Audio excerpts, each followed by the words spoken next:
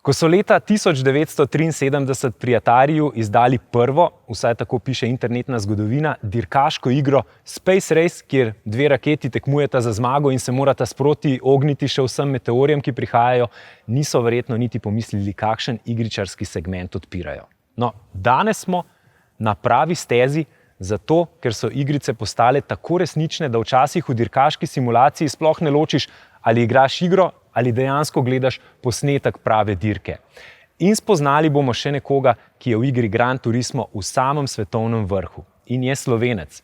Samo za informacijo, igra Gran Turismo je leta 2018 praznovala 20 let in v tem času so prodali več kot 80 milijonov kopij te igre.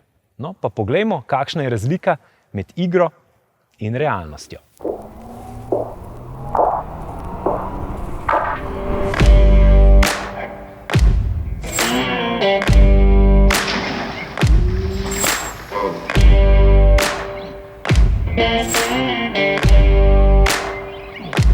Ko sem se prvič usedel za avto in zapeljal prvi krog na stezi, seveda ogromno mešanih občutkov je bilo. Od adrenalina, od straha, od tega, da ne vem, kaj pričakovati, ko se bom vozil 200 km/h.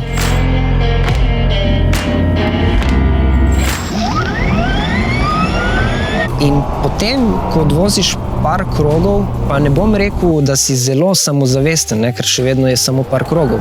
Ampak, ko imaš tako priložnost, torej poskusiš to priložnost najbolj izkoristiti. Nekako se počutiš bolj pritrjen v vse. Vse je toliko bolj kvalitetno, ko pogledaš okoli sebe. Ko doma igraš na simulatorju, je v bistvu edina informacija, ki jo dobiš preko volana.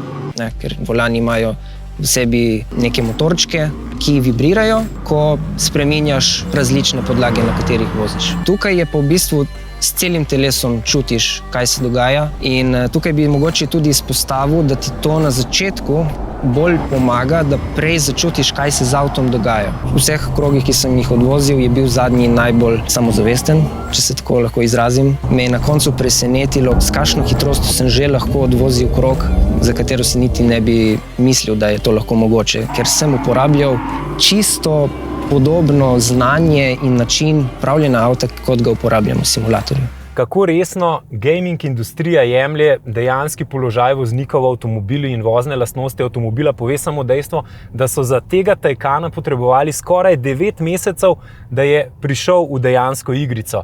Zato, ker so od vse notranjosti, v kateri lahko tudi v igrici uživaš, do zvočne kulise, te športne, električne dinamike in pa seveda lastnosti, ki jo ima pri sami vožnji, vkomponirali v samo igro in celo tisti, ki razvijajo igrice, gredo na stezo in pogledajo in preverijo vse ovinke, celo premerijo.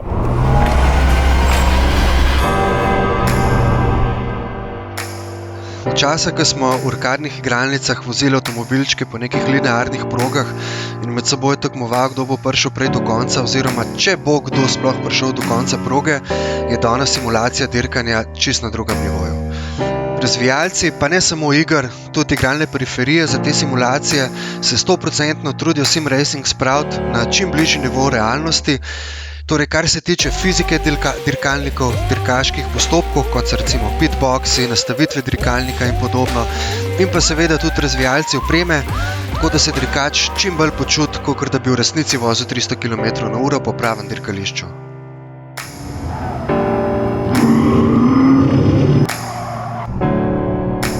Seveda ne morem iti preko tega, da je v bistvu treba omeniti tisto silo, ko začutiš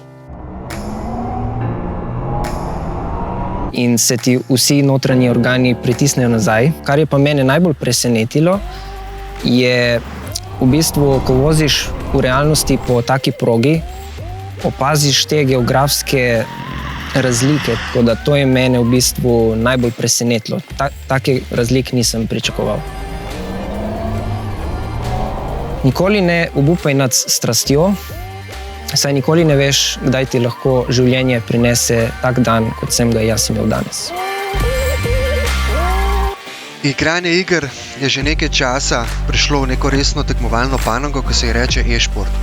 Trend se je začel razvijati v času starih arkad in streljačin, kot so bile Quake, Unreal Tournament, Street Fighter in podobno, in se je zdaj razvil v to, kar tudi spremljamo danes. Za primer lahko dam recimo neko League of Legends ali pa Counter-Strike prvenstvo, ki ga spremlja milijone ljudi, kar je primerljivo tudi s celo najbolj gledanimi pravimi fizičnimi športi.